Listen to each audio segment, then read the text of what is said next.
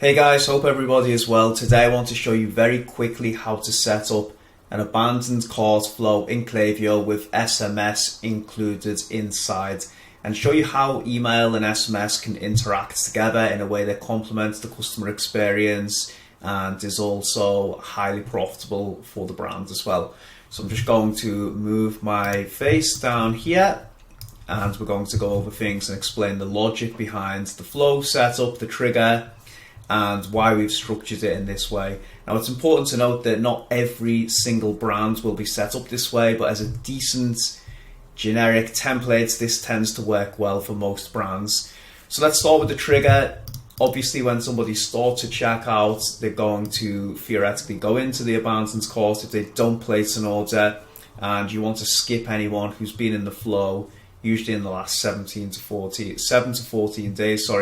This way you make sure that you're not continuously adding people to abandoned carts every time they start to check out. So they go in the abandoned cart, and the first thing you're going to want to do is separate the customer out based on whether they've placed an order previously in the past. And the reason you're going to want to do this is because most brands tend to offer a discount to new customers, and if they have placed an order historically, you don't want to condition the customer to continuously receive discounts. So that's just a consideration that you need to take into account. And also the fact that, generally speaking, you're going to want to speak to new customers differently and reaffirm them in a way where returning customers already have that confidence to purchase from your brand. So the customer journey is obviously a little bit different. So let's say, for example, somebody has placed an order 0 times. They're going to go down this path, and then the first thing we will want to do is check if they have consented to SMS. If they've consented to SMS, then we're going to push them down this path. If they haven't, we're going to just push them down an email only path. So let's say, for example, somebody has opted into SMS, either at the checkout process or in a pop-up. Generally speaking, you can go in a little bit more aggressively with the SMS touch points because it is faster received and opens than email. So let's say 30 minutes for the sake of simplicity. And you can see here, just pulling in some basic code, hi, first name, and obviously this will be specific to the brands that you're working with and how you write the copy, but you can see it's just pulling in the event data of the abandoned cart here.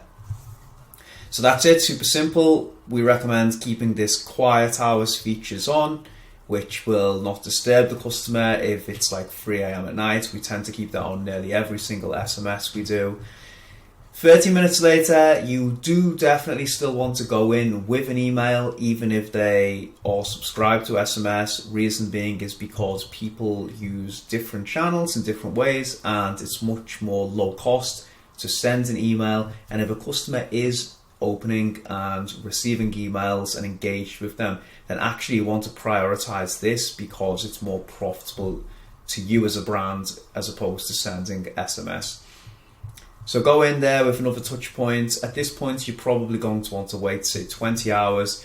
We do recommend going in with another SMS touch point. You can see here we're using the dynamic coupon for 10% off for this brand, and that will auto apply to the checkout. Now we're going to put a bit of a space in between this for 4 hours before we send the follow-up email, and then wait a day, and basically the dynamic coupon is expiring, which is 10% off on this specific brand.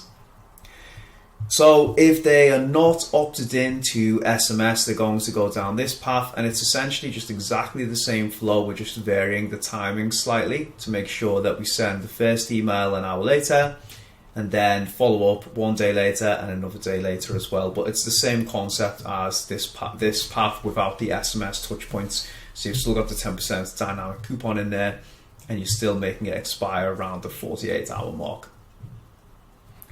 Okay, so that covers for new customers who haven't purchased before, but what if they have and they're a returning customer?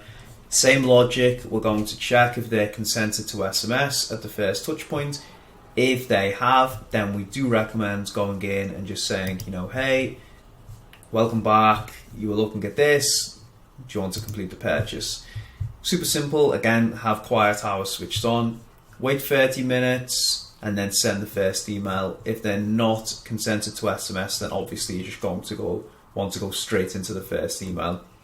For returning customers, we usually just wait again another 20 hours to a day and go in with the second email, and then we leave it at that.